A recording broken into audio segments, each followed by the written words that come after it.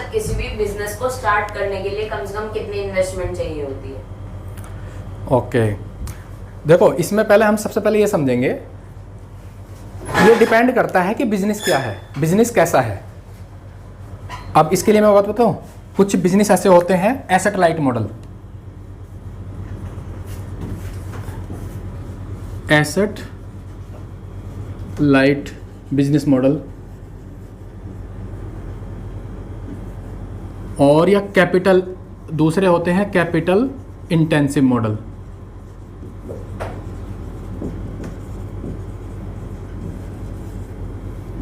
देखो ये अपने आप में प्रश्न ही थोड़ा सा ना इनकम्प्लीट प्रश्न है कि किसी भी बिजनेस को स्टार्ट करने के लिए कितने रुपए चाहिए।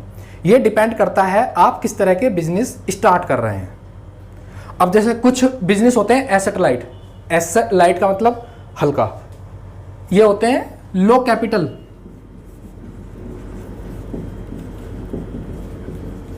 लो कैपिटल टाइप के बिजनेस मॉडल है। और अगर देखें मैन्युफैक्चरिंग है, कोई फैक्ट्री लगानी है, तुम्हें कोई चीज़ मैन्युफैक्चरिंग करनी है, प्लांट लगाना है, तो ये कैपिटल इंटेंसिव मॉडल है। आपको कोई निर्माण करना है, मशीनें लानी है, रोबोट लाने हैं, ज़मीन लेनी है, तो इसमें ये इस तरह के बिजनेस में बहुत ज़्यादा पैसा चाहिए, बहुत ज़्यादा इन्वेस्टमेंट चाहिए। अब होते हैं जैसे कि एसेट लाइट मॉडल है, ट्रेनिंग मॉडल है, इसको टीचिंग से भी कह सकते हो, जो ट्रेनिंग होती है, टीचिंग लाइन हो गई, ये एसेट लाइट मॉडल है। इसमें क्या होता है, दिमाग का रोल ज़्यादा है, माइंड का रोल ज़्यादा है, बट इसके लिए पैसा नहीं चाहिए, इसके लिए तुम्हें स्किल चाहिए, नॉलेज चाहिए, इसमें पैसा कम चाहिए। अभी डिपेंड करेगा आप किस तरह का बिजनेस कर रहे हैं। ओके, तो जीरो से भी है, जीरो से भी बिजनेस किया जा सकता है, और मैक्सिमम तो कोई लिमिट भी नहीं है। आप समझ रहे, वो बिजनेस पे डिपेंड करेगा कि आप कैसा बिजनेस कर रहे हैं। अब जैसे अमन दत्तरवाल है,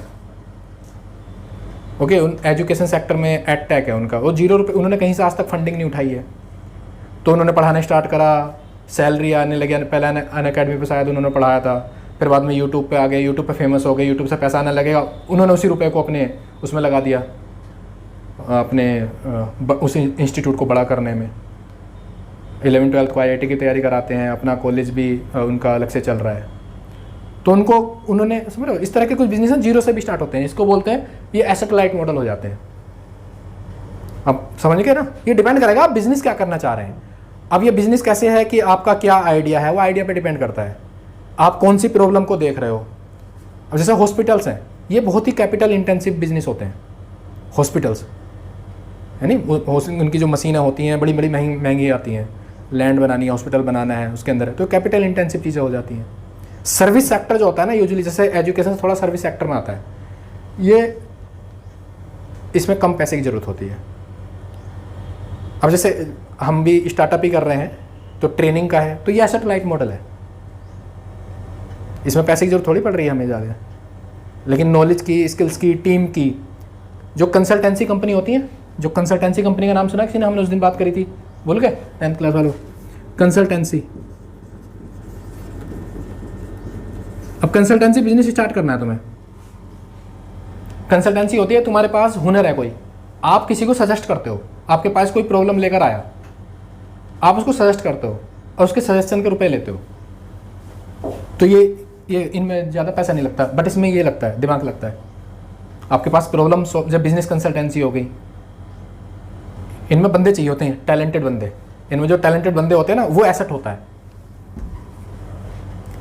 आ गया, क्लियर हो गया, ठीक है। तो इस तरह के भी हम बीच में डिस्कशन करते रहेंगे। बिजनेस माइंडसेट, थोड़ा सा बिजनेस माइंडसेट भी होना चाहिए।